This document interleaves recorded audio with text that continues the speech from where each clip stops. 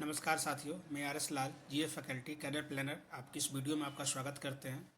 जैसा कि आप लोग जान रहे होंगे, कल स्टेट बैंक ऑफ इंडिया का जो है पीओ का वैकेंसी आया है और कुछ कल से एक मार्केट में बात भी चल रही है। एसबीआई पीओ के एग्ज़ाम पैटर्न में कुछ बदलाव लाया गया है। ये बदलाव ये है कि पहले हम लोग आईबीपीएस पीओ किसी का एग्ज़ाम देते थे तो उसमें जो पीटी का जो पेपर होता था उसमें मैथ और रीजनिंग 35 क्वेश्चन और इंग्लिश 30 क्वेश्चन होता था। लेकिन अब जो है वो एग्ज़ाम पैटर्न चेंज हो गया है। अब इंग्लिश का पेपर 40 क्वेश्चन का होगा और मैथ और रीजनिंग 30 क्वेश्चन का होगा। टाइम वही 1 घंटा आपको दिया जाएगा और साथ ही साथ कोई सेक्शनल कट ऑफ इस बार नहीं रखा गया है।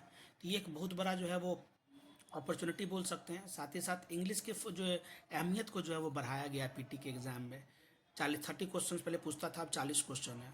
तो आप जानते भी होंगे कि बिना इंग्लिश के तैयारी किए हुए आप एग्ज़ाम क्रैक नहीं कर सकते हैं। बैंक का और जीए, ये दो हमारे कुमार सर बोलते हैं कि दो पेपर कोर होता है बैंकिंग में, इंग्लिश और जीए दोनों को आप इग्नोर करके नहीं चल सकते हैं।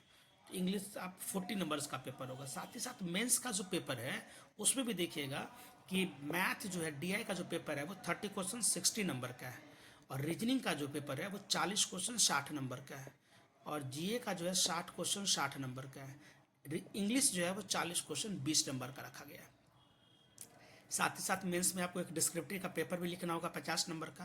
तो फर्स्ट स्टेज पीटी है, सेकंड स्टेज मेंस है और मेंस के बाद जो है वो आपको साइकोमेट्रिक टेस्ट होगा जिसमें जीडी और इंटरव्यू होगा 50 नंबर का।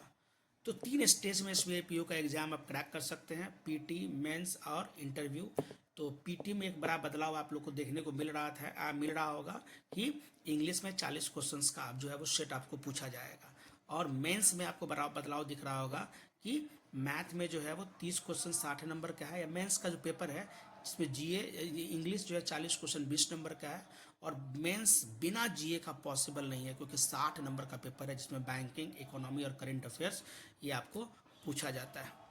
तो बार बार हम ये बता रहे हैं कि इंग्लिश को और जीए को वेटेज दीजिए।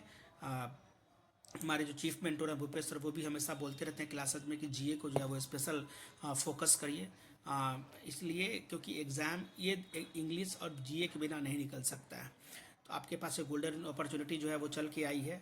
आप विशेष जानकारी governmentjob.co पे जाके जो है विजिट कर सकते हैं। वहाँ पे जो है लिंक दिया हुआ है, फॉर्म आप जाके फिल कर सकते हैं। जितनी भी तरह की जानकारी आपको क्वेरी चाहिए वहाँ पे आपको मिल जाएगा।